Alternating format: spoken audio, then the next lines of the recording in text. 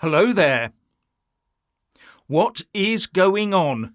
Labour Party supporters are starting a campaign to stop Keir Starmer becoming Prime Minister.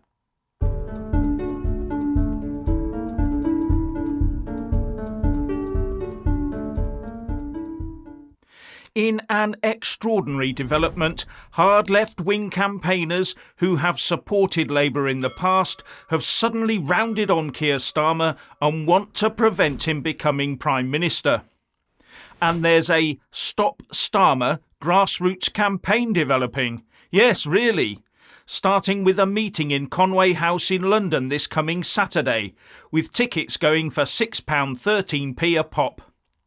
The aim of the campaign is to build rallies and protests against Starmer across the country.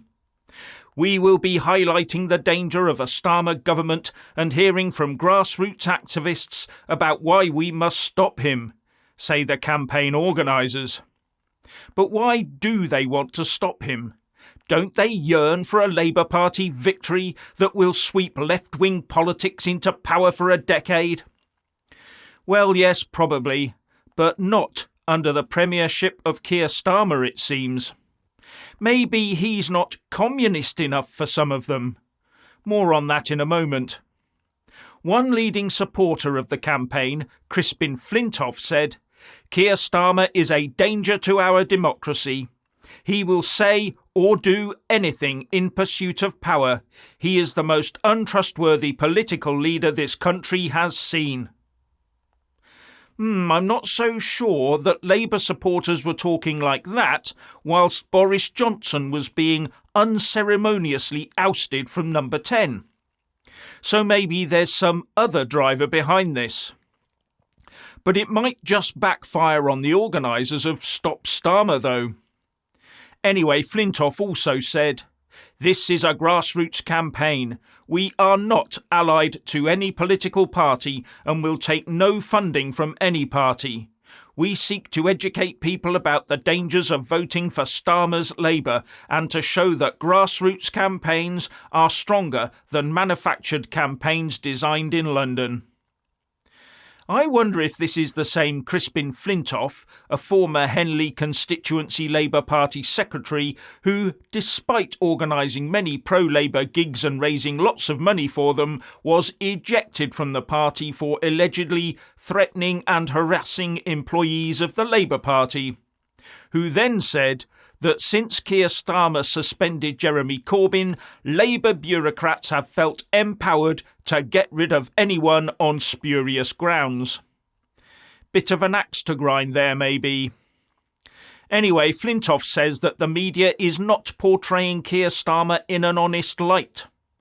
"People who've been members of the Labour Party know what he's really like," said Flintoff.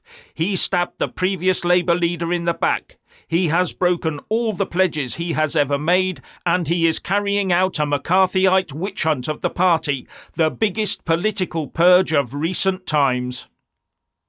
And he went on to say that Keir Starmer's campaign is really the most cynical attempt to manipulate public opinion ever undertaken.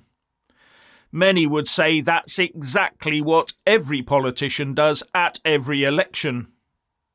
Anyway, my personal take on this is that Keir Starmer has cleared the hard left out of the Labour Party decision-making process to make the party more electable. Or at least make it look more electable. And the hard left wants power to take the UK down a rocky road to communist ruin. So they want Labour in power, but Keir Starmer out of the picture. To achieve their goals, they need a new Labour leader, one more akin to their thinking, one of them, just like Jeremy Corbyn was, i.e. a communist. So they target the current leader personally, questioning his integrity, using a snowballing anti-Starmer campaign in order to try and get him replaced. And I bet they already have someone in mind, or maybe even someone already geared up and ready to go. But to be successful, they would need to show that their Stop Starmer campaign was actually damaging Labour in the polls. that the public was being influenced into believing Starmer is untrustworthy, so reducing Labour's chances of an electoral win, that voters were turning away from the undemocratic Starmer. But if this campaign is seen as a personal vendetta against Starmer by hard left agitators, Starmer could be welcomed as the leader that pulled his party onto the centre ground. It might actually improve his ratings in the polls, so strengthening his position as leader. And bear in mind the Stop Starmer campaign is also backed by George Galloway, a former Labour MP who was ejected from the party for bringing it into disrepute.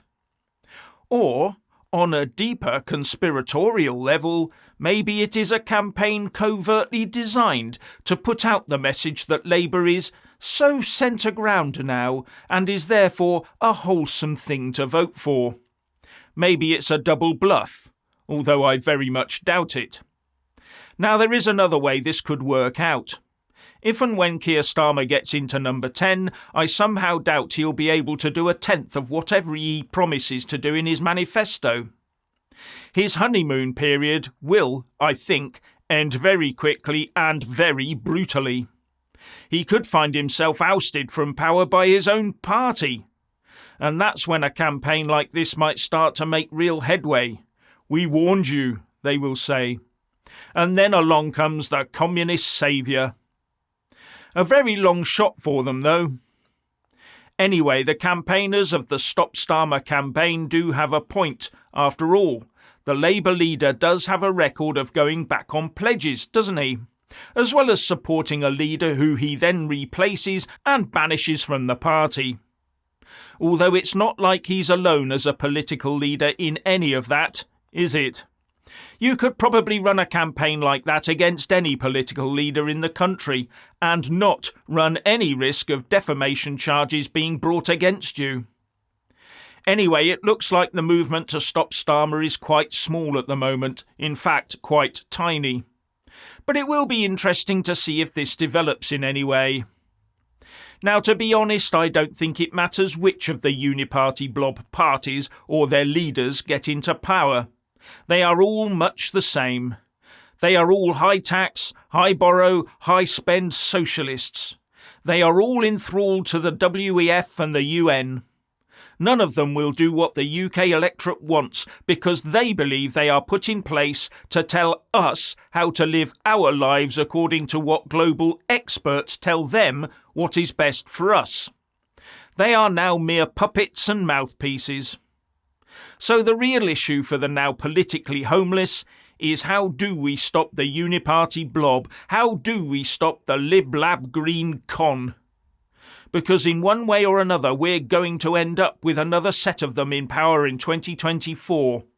And with a 5-year term that will take them to 2029, leaving absolutely no time to reverse any of the 2030 legislation set to ruin our lives forever. Why is it always 2030? At this rate, by the time 2030 arrives, the WEF will be embedded in our government. Yes, it already is, but it will be much, much deeper. And the UN will have control over our health policies, while energy will have become more scarce and more expensive. And as to free speech, that will definitely be a past thing. Unless the electorate becomes much more aware of what's going on before the next election.